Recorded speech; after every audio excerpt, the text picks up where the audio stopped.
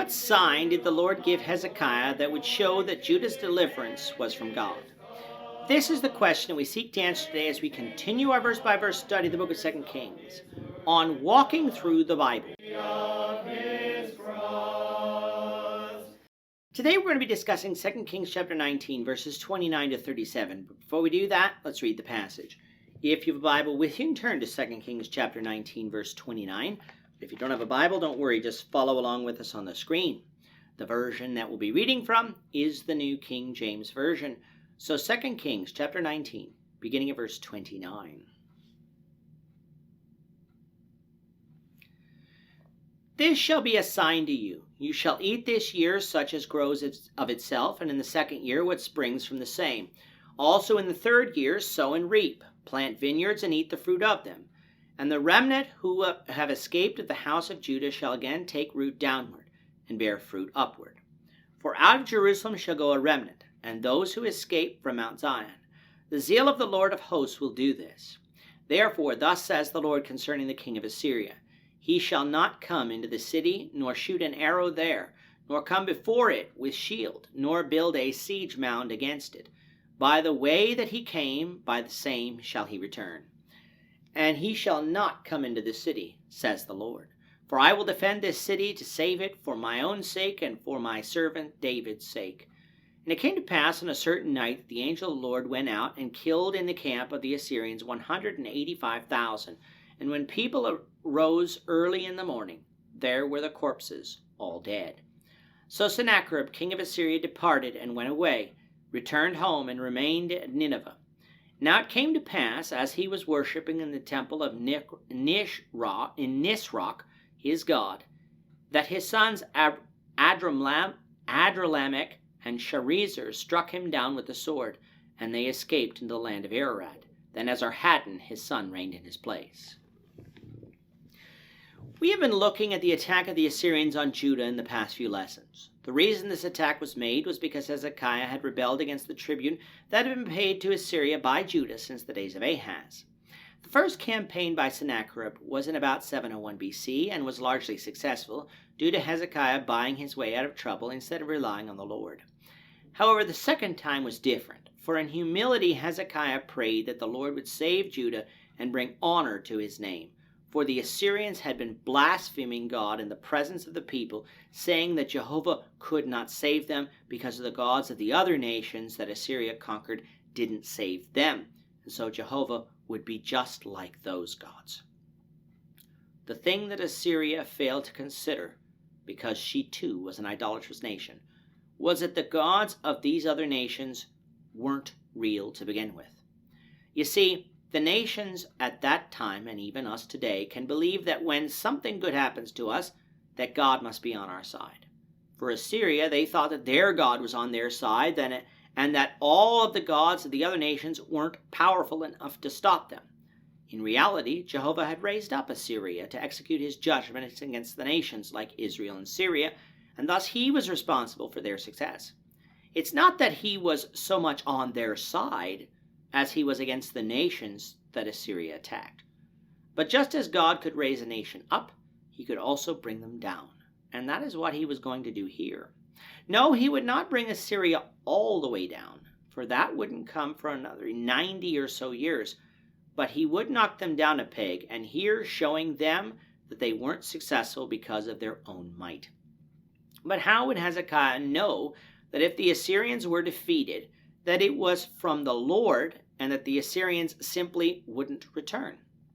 Well, the Lord could have simply said, "Accept such on faith, because I have spoken." But he didn't. He would provide Hezekiah a sign. Now this sign wouldn't be a sign that preceded the victory, but that proceeded from it. That sign was that Israel would eat that year of that which grew of itself, in other words, wild crops, and would do so the next year as well. But in the third year, they would sow and reap, and that the remnant of Judah that remained, in other words, the nation of Judah, would again take root and prosper, showing Judah that the Assyrians wouldn't simply be coming back shortly in order to finish the job. And that's the important part of this sign. When Judah rebelled against Assyria, they simply came and attacked. During these wars, sowing and reaping could not continue, which could lead to starvation. God was saying that he would provide food for Judah due to the current presence of the Assyrian armies, and he would do so the next year too, due to the fact that some might think Assyria would simply return. But when Judah saw that Assyria didn't return, then Israel would know that God had defeated Assyria for them and could return to sow and reaping just as before, being able to be thankful to God for his protection and provisions. Why would God do this for Judah? Well, it was not only for his own name's sake in vindicating who he was, God of the universe, but it was because of the promise made to David that his house wouldn't go extinct.